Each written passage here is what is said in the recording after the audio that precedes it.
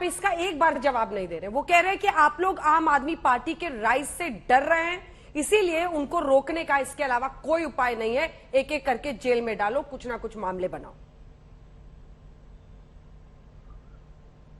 देखिए, हम तो ये कहना चाह रहे हैं, ये तो खुद अपने लोगों को भ्रष्ट मान चुके हैं और स्वयं कार्रवाई कर चुके हैं कई मौकों के ऊपर। जहां तक इन्होंने अभी एक बात कही, देखिए राघव जी के पहले वक्तव्य से शुरू करता हूं। इन्होंने कहा हम पहले 10 साल तक सत्ता में नहीं आए थे। राघव जी, मैं संशोधन कर दूं, हम पहले 15 साल तक सत्ता में नहीं आए थे। 1967 के बाद संयुक्त विधायक दल की सरकारों में पहली बार जनसंघ को भागीदारी मिलने शुरू हुई थी सत्ता में। मगर आप जानते क्यों आ गए थे? आपने जिस पार्टी के लिए कहा, 2013 का चुनाव हमें याद है, ज्यादा पुरानी बात नहीं है, दिल्ली के ऑटो के पीछे लिखा रहता था केजरीवाल जी की फोटो और शीला दीक्षित ये पूछो ईमानदार या बेईमान।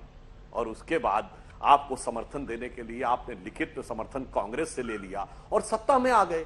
कांग्रेस के समर्थन से सत्ता में आना होता तो हम कब के आ गए होते। जिसको आपने पूरी दिल्ली में बेईमान शब्द कहा, और उस समय जब हमारे नेता प्रतिपक्ष हर्षवर्धन जी ने कहा था कि केजरीवाल जी कहते थे मेरे पास बक्सा भर के सबूत हैं कि शीला दीक्षित जी के खिलाफ, तो अब आप कार्रवाई करिए, तो कहते सबूत लाइए। कितना बड़ा परिवर्तन। और 49 दिन की सरकार के बाद आपने 49 दिन में कहा गलती हो गई, हमने मान लिया। हमने आज तक कभी गलती नहीं हुई है हमसे राजनीति में। तीसरा, आपने कहा कि कोर्ट में इतने मानहानि के केस चल गए, हमें जो काम करने आया था वो काम छोड़ना पड़ा। इसका मतलब ये फालतू का काम था आरोप लगाना, इसलिए आपने आरोप लगाए। हमने आज तक कोर्ट में हमारे ऊपर क्या क्या मुकदमे चले, प्रतिबंध लगाए गए, सरकारें बर्खास्त हुई, मगर हमने कभी जो है माफी नहीं मांगी है, क्योंकि हम पूरी ईमानदारी के साथ खड़े रहे। आपका तो मुझे ये तक याद है, जब लालू यादव जी के साथ स्टेज शेयर किया था तो जानते केजरीवाल जी ने क्या बोला था कि अरे आप तो, जब पूछा कि आप तो भ्रष्टाचार के प्रतीक के साथ चले गए, कहने लगे मैं जाना नहीं चाहता था, मुझे तो वहां पे लोग पकड़ के ले गए इसलिए मंच पे खड़ा हो गया। मतलब फिर वही मुझे आज की स्थिति में याद आता है कि मुझे दुनिया वालों शराबी ने समझो, पीता नहीं हूं, पिलाई गई है। अभी इस चुनाव में आप क्या गए थे, अखिलेश यादव जी की पार्टी समाजवादी पार्टी से गठबंधन कर रहे हैं, वो तो उन्होंने आपको महत्व नहीं दिया, मैं मतलब खराब शब्दों प्रयोग नहीं, महत्व नहीं दिया, नहीं उन्होंने गठबंधन किया। वरना आप तो लालू जी से, मुलायम जी से, भ्रष्टाचार की गंगोत्री कांग्रेस से सब जगह समझौता करके बैठ गए, इसलिए सत्ता में। तो लक्ष्य ये हो गया, आपका लक्ष्य था सत्ता प्राप्त करना, आपने एक 10 महीने के अंदर सत्ता प्राप्त कर ली, और हमारा लक्ष्य था समाज बदलना। आज आप देखिए, हम दशक दर दशक बढ़ते बढ़ते, पहले केंद्र में सरकार गठबंधन की बनाई, आज मोदी जी के नेतृत्व में 70 साल में परिवर्तन है, और देश की विचारधारा, वातावरण और राजनीतिक संस्कृति बदल दी। जवाब दीजिए उनकी बातों, सुधांशु जी, उनकी बातों का लबोलुआब यही है कि पॉलिटिक्स सीखने में जो तेजी आप लोगों ने दिखाई है, मतलब पॉलिटिक्स में तो बहुत कुछ करना पड़ता है ना, वो सब किया, तेजी से किया। देखिए अंजना जी, पहली चीज तो ये है कि पॉलिटिक्स में कोई तेज, कोई स्लो, कोई शातिर, कोई बेवकूफ नहीं होता है। एक ही चीज मैटर करती है, वो है जनता का समर्थन। लोग जिसके साथ हैं वो आगे बढ़ता है, उसे जिम्मेदारियां मिलती हैं, सेवा का मौका मिलता है। इन्होंने कहा हमने कांग्रेस के साथ सरकार पहले तो साथ में नहीं बनाई, अल्पमत की सरकार बनाई थी, उसूलों पे बनाई थी, उसूलों पे छोड़ी थी, इनको ये सब जानते हैं बात। मान लीजिए हमसे 100 पाप हो गए सुधांशु जी, मान लीजिए लालू जी के साथ अरविंद जी मंच पे चले गए, हमने अल्पमत की सरकार कांग्रेस से बना ली, आपके मैं सारे आरोपों को स्वीकार करता हूं। उसके बाद हुआ क्या, 2015 में फिर से एक बार आजाद भारत के इतिहास में सबसे बड़े जनादेश की सरकार अरविंद केजरीवाल जी ने बनाई। आपके 4 विधायक कम थे मेजॉरिटी मार्क से, आप 4 विधायकों पे आ गए। उसके बाद दिल्ली में फिर से 2020 में चुनाव हुआ, आपने भी बड़ी कोशिश करी आपकी पार्टी में, दिल्ली के लोगों ने फिर अरविंद केजरीवाल जी को अपना बेटा बनाया, गले लगाया, मौका दिया।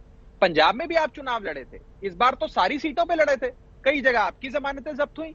आजाद भारत के इतिहास में पंजाब में सबसे बड़ा बहुमत इस बार आम आदमी पार्टी को मिल गया। तो कहने की बात यह है सुधांशु जी कि ये जनतंत्र है, लोगों पे फैसला छोड़िए, लोग हमें प्यार करते हैं, लोग केजरीवाल मॉडल को गले लगाना चाहते हैं, नंबर 1। नंबर 2, जहां तक आप अपनी बढ़ोतरी की बात कर रहे हैं, हाँ भाजपा एक बहुत बड़ा राजनीतिक दल है, आपकी कई राज्यों में सरकार है, बहुत अच्छी बात है, लोगों ने आपको मैंडेट दिया है, लेकिन कांग्रेस के निकम्मेपन पर अपनी सरकार बनाना अलग बात है। जब आम आदमी पार्टी देश भर में खड़ी हो जाएगी तो हम आपको चुनौती देंगे। कांग्रेस आपके लिए बड़ा सुविधाजनक विपक्ष है, बहुत सुविधाजनक है। राहुल गांधी बनाम नरेंद्र मोदी कैंपेन बनाना, चुनाव बनाना, अरविंद केजरीवाल बनाम नरेंद्र मोदी चुनाव बनाओ तो आपको असल नतीजा पता लगे कि क्या है, नंबर 1। नंबर 2, मैं आपको ये बता दूं कि जहां तक आम आदमी पार्टी की बात है, इनका सिर्फ अंजना जी एक ही मकसद है कि ये साबित कर दें कि आम आदमी पार्टी भी भाजपा, कांग्रेस और अन्य पार्टियों जैसी है, इनमें कोई फर्क नहीं है, इसीलिए ये लेकिन कीचड़ अगर कोई उछालते हैं। केस मैं फिर बनता पूछ है रहा तो हूं, जांच तो होगी ना, जांच से क्या भागना? मैं आरोप पे हूं अंजना जी। मान लीजिए आज कोई शख्स एक कंप्लेंट फाइल कर दे सीबीआई में और कहे कि देश के एक बहुत बड़े मंत्री पे मर्डर का मुकदमा चलाया जाना चाहिए, भाजपा के अध्यक्ष पे मर्डर का मुकदमा, या कोई ऐसा उल जलूल बयान दे दे और हम कहें कि जांच होनी चाहिए, बिल्कुल जांच कराओ, तो आपका क्या जवाब होगा सुधांशु जी? मैं पूछना चाहता हूं। इस प्रकार की के उल विवेक जलूल पर है झूठ ना? फैलाना, नहीं, कीचड़ लेकिन फेंकना, राघव जी, जांच करो। ये तो एलजी के विवेक पर है ना, वो एलजी है दिल्ली के। अगर सीबीआई जांच में कुछ नहीं निकलेगा तो थोड़ा ना कोई जबरदस्ती किसी को जेल डाल सकता है। एलजी नहीं करिए ना जांच अंजना जी, मैं जांच से मना नहीं कर रहा, मैं आपके चैनल पर कह रहा हूं खूब जांच करें। एलजी को कौन नियुक्त करता है? भाजपा। चीफ सेक्रेटरी को दिल्ली में कौन नियुक्त करता है? भाजपा। रिपोर्ट किसने बनाई? भाजपा ने बनाई। मुकदमा कौन दर्ज करा रहा है? भाजपा करा रही है। जांच कौन करेगा? भाजपा करेगी। कर ले, कोई बात नहीं, हम जांच से थोड़ी डरते हैं। मैं कब कह रहा हूं जांच से भाग रहे हैं? हम तो वो कह रहे हैं, दारोगा, वकील, दलील, जज सब आपका। ठीक है, टाइम खत्म हो गया, टाइम खत्म हो गया। 10 सेकंड और जल्दी से। मैं बस इसीलिए अरविंद केजरीवाल जी ने कहा था, जो शायद बीजेपी को बुरा लग गया, कि दो विचारधाराएं इस देश में, एक सरवरकर साहब की जिन्होंने अंग्रेजों से माफी मांगी, दूसरे भगत सिंह साहब की जिन्होंने फांसी के फंदे को चूम के भारत माता के सच्चे सबूत होने का अपना प्रमाण दिया और गले में लगाकर, गले में डालकर वो शहीद हो गए। हम उस विचारधारा के लोग हैं। जांच करो, फांसी का फंदा लाओ, जो मर्जी लाओ, हम तैयार हैं। ठीक है, बस एक लाइन देखिए, जो राघव चड्ढा जी बोल रहे थे, लग रहा था कि अपने लिए बोल रहे हैं, क्योंकि इन्होंने यह बात कही कि कांग्रेस बहुत आसान विपक्ष है। सही बात है, आपका चुनाव निशान झाड़ू बहुत उपयुक्त है। कांग्रेस से लड़ते हैं तो झाड़ू फेर देते हैं, और जब हमारे खिलाफ लड़ने आते हैं तो झाड़ू अपने ऊपर फिरवा लेते हैं। दूसरा, आपने कहा अगर कोई ऐसे ही आरोप लगा दे, तो ऐसे ही आरोप लगाने जानते क्या होता है? जब कोर्ट में जाते हैं तो जैसे आप लोगों ने ऐसे ही आरोप लगाया था, माफी मांगनी पड़ जाती है भारत की जुडिशरी के सामने।